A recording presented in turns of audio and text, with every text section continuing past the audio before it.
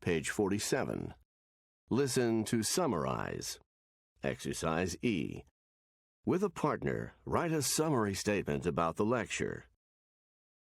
Good morning, class. So, today's woman lives in a time when ultra-thin bodies are in style. When you look at any women's magazine, for example, you see photos of unrealistically thin fashion models. And also, there are numerous articles about diet and exercise tips to help ordinary women achieve the same body type as the models. Our subject today is female self-image and the difficulty of growing up female at a time when society has adopted an impossible ideal.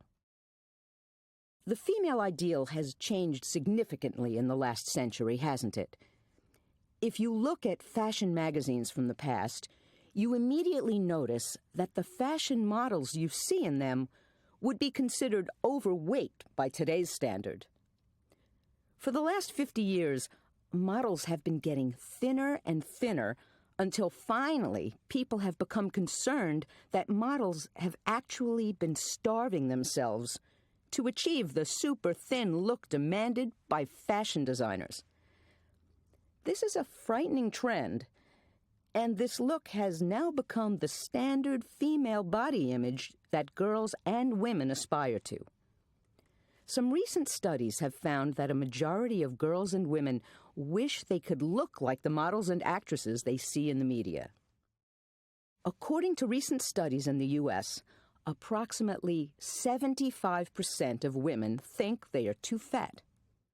Girls between ages 11 to 17 say if they had only one wish, it would be to be thinner. Between the ages of 10 and 14, the percentage of girls who say they are happy with the way they look drops from 60% to 29%. And one study of adult women reported that 80% of women are highly self-critical and are dissatisfied with their bodies. 80% of 10-year-olds are on diets. The result of all these negative feelings is that between 5 and 10 million teenaged girls and young women have an eating disorder, extreme dieting or anorexia, that can be dangerous to their health. What can we do to help prevent the negative self-image so many girls and women have of themselves? And what, if anything, can we do to reduce the high frequency of eating disorders among young women? Well, if you're a woman, it's important to increase your awareness that you are being targeted as a consumer group, and that advertisers believe that if you can be made to feel self-conscious about your body, they can successfully promote weight loss and exercise products to you. If you are the parent of a young girl, be aware that as she grows up, your daughter will be bombarded with the same messages over and over again. Implanting a positive message about your daughter's value and attractiveness when she's young will help build her self-esteem and self-confidence.